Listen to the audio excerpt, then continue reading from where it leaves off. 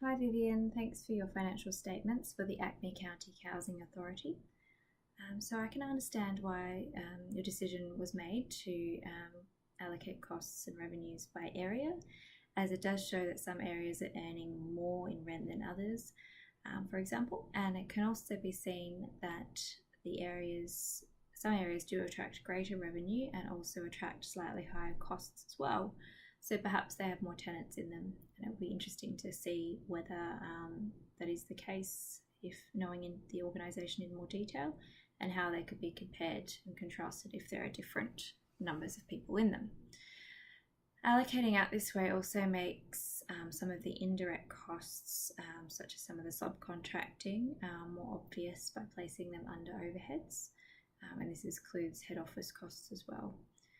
I think the documents as they stand are very detailed, and you've provided the information as was given in the assignment. They obviously don't show things about why the office costs are so high, for example, and of course what the projected expenditures were to be in budget form. And so financial documents should always be considered in these contexts. We are also missing consideration of depreciation, or in fact depreciation, as may be the case for property or land ownership. Of course, this was not part of the assignment and cannot be done without more intimate knowledge of the organisation, and may be considered as attachments in an annual statement at the end of the year. It appears that the financial situation is not as positive as it could be, with a substantial hit to cash flow that reduced the bank account into the negative, which has reduced the equity of the authority at the end of the year. One would question how they would recoup that cash quickly, and whether there would be financial penalties for going into an overdraft situation in a bank account.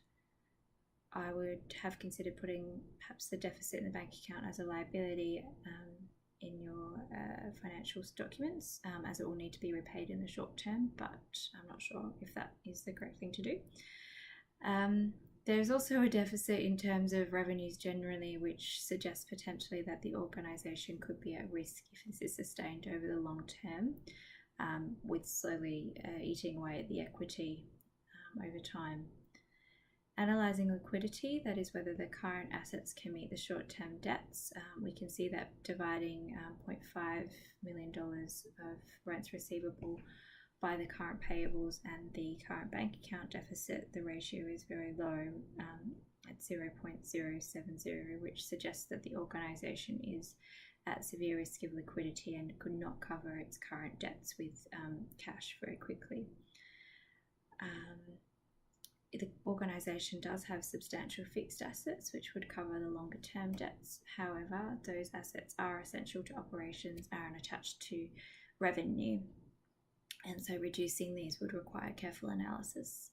Thanks again for your very clear assignment, and good luck for the rest of the course.